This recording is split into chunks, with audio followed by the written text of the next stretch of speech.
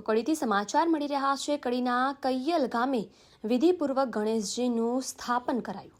કડી તાલુકાના કૈયલ ગામે ગણેશ ચતુર્થીના દિવસે માધુપુરા વાસમાં આવેલ પટેલ સુરેશભાઈ અંબાલાલના ઘરેથી વાજતે ગાજતે ગણેશજીને લઈને માધુપુરામાં દર વર્ષની જેમ આ વર્ષે પણ સ્થાપન કરવામાં આવ્યું હતું। તો આ નિમિત્તે મોટી સંખ્યામાં ગ્રામજનો ઉપસ્થિત રહ્યા હતા।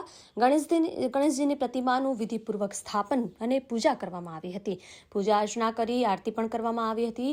તો આ નિમિત્તે પૂર્વ નાયબ મુખ્યમંત્રી નીતિનભાઈ પટેલ ઉપસ્થિત રહ્યા હતા।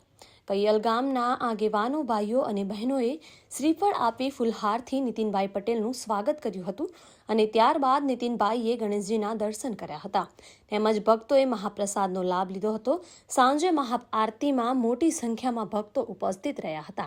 તો આ નિમિત્તે કડીના અગ્રણીઓ ગોવિંદભાઈ પટેલ, રાજુભાઈ પટેલ, નંદુભાઈ પટેલ, રામભાઈ પટેલ ઉપરાંત કૈયલ ગામના આગેવાનો સંજયભાઈ પટેલ, જોઈતાભાઈ પટેલ, ઘનશ્યામભાઈ પટેલ, અજીત પટેલ, બકાભાઈ પટેલ, વિજયભાઈ, સંજયભાઈ, રાજુભાઈ ઉપસ્થિત રહ્યા હતા।